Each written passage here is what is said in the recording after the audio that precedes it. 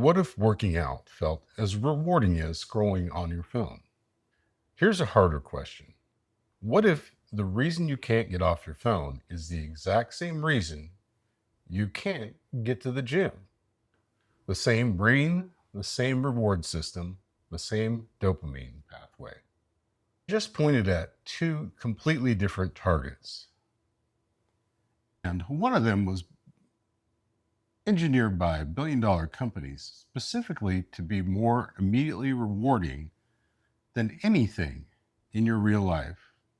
Your phone isn't winning because you're weak. It's winning because it was designed to win. The gym never had a design team. This video is about how to change that. Hi, this is Ken, certified fitness and nutrition coach.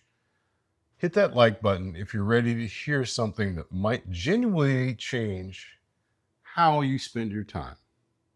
Let's get to this. Your phone is winning the dopamine war. And it was always going to unless you understand exactly how it's fighting. Every social media platform, every notification, every scroll feed is built around a principle called variable reward. Variable reward is the most powerful behavior reinforcement mechanism identified in behavior psychology. When rewards are unpredictable, the brain releases more dopamine in anticipation of the reward than it would be for a guaranteed one. Slot machines use this. Social media uses this. Every time you pick up your phone, you don't know what you're going to find. The unpredictability is not a flaw in design. It is the design. The result is a brain that has been trained to seek the phone constantly. Not because the phone is that good, because the anticipation of what might be there generates a dopamine response that competes directly with the motivation to do anything else, including exercise. The attention economy has deployed the most sophisticated behavioral engineering in human history against your prefrontal cortex. Entire teams of neuroscientists and behavioral psychologists whose sole job is to make you pick up your phone more often and put it down less. The gym has none of that. Your workout doesn't send you notifications. It doesn't give you likes. The phone is not beating your motivation. The phone is beating your reward system. There's a difference, and that difference is where the solution lives. The core problem is the reward timing gap. Your phone delivers dopamine in seconds. The scroll notification, the like, the video. The reward loop closes in under a minute. Your brain learns fast. It learns that the phone pays off immediately and reliably. Exercise delivers its deepest neurological rewards on a delay. The mood lift, the energy, the confidence, the sense of accomplishment. These are real, documented, neurologically significant rewards. In many cases, more powerful and more durable than anything your phone can offer. The problem is timing. The discomfort comes first and the reward comes later. Your brain, optimized for immediate returns, struggles to bridge that gap. This is not a character flaw. It's a neurological timing problem. The solution is not to find more motivation. The solution is to close the reward gap, to engineer the exercise experience that the brain gets a meaningful positive signal close to the moment of starting, not just after finishing. Before we get to the solution, here's what exercise is actually giving your brain. Most people dramatically underestimate this. Dopamine. Exercise increases dopamine synthesis and receptor sensitivity. The post workout dopamine release is real and measurable. Regular exercisers don't just feel better after training, their dopamine system becomes more responsive over time, meaning they get more reward from less stimulus across their whole life. Endorphins. The runner's high is real, but misunderstood. Endorphins are endogenous opioids, your brain's own painkillers.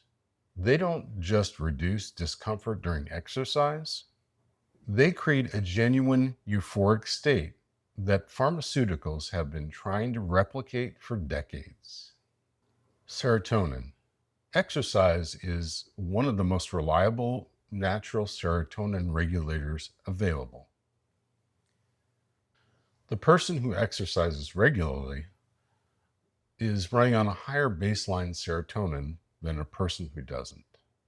That's not a metaphor, it's a measurable neurochemical difference. BDNF, brain derived neurotrophic factor, called miracle grow for the brain by researchers who studied it.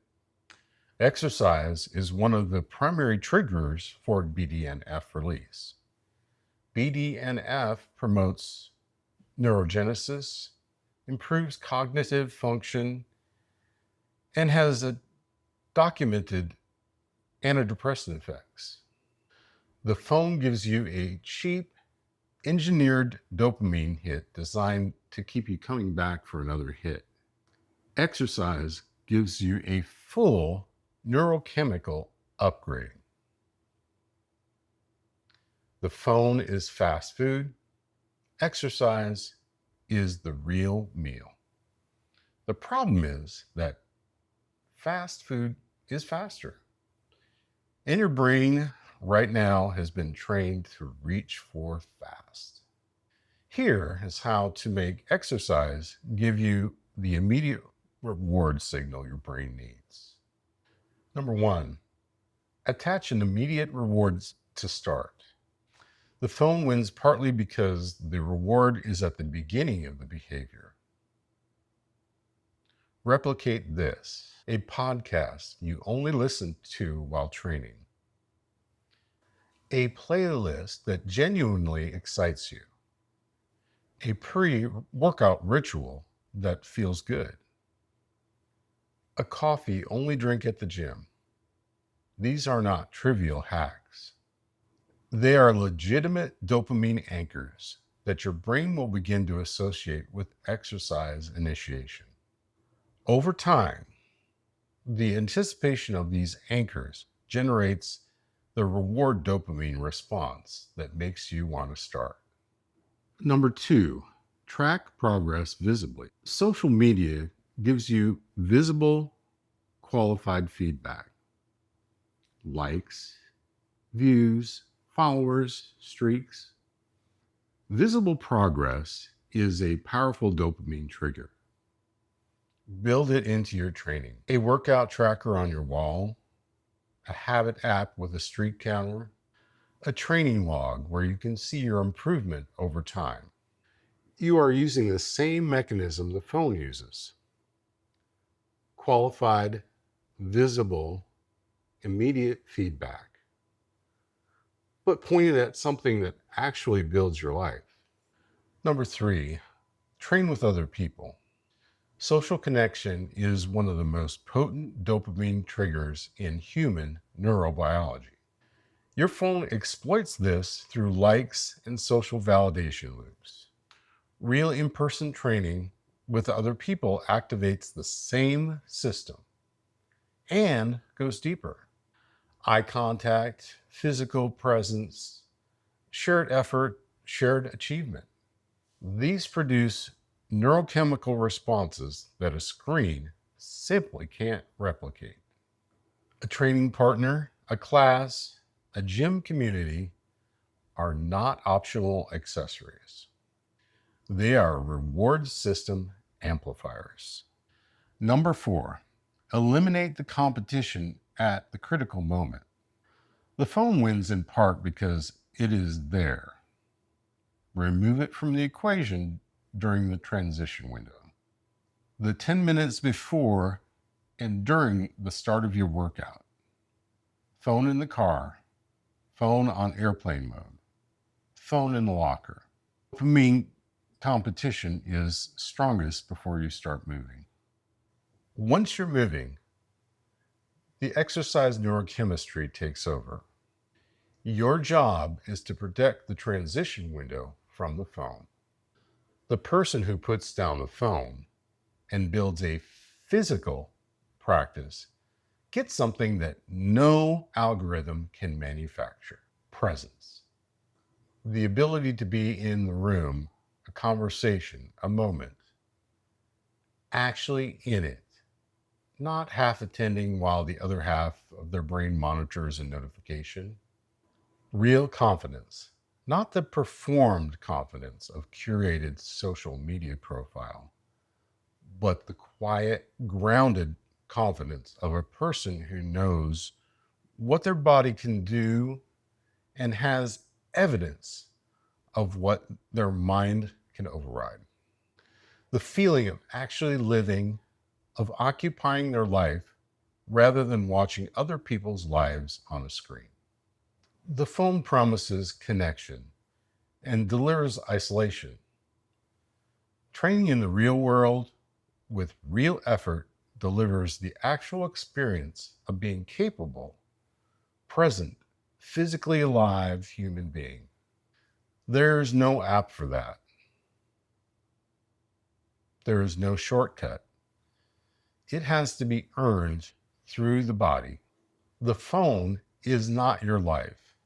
It's a substitute for your life. It is a flat, glowing rectangle that shows other people living, other places existing, other experiences happening, while your actual life, your actual body, your actual relationships, your actual potential sit waiting for you to show up. Every hour on the phone is an hour not spent building something real.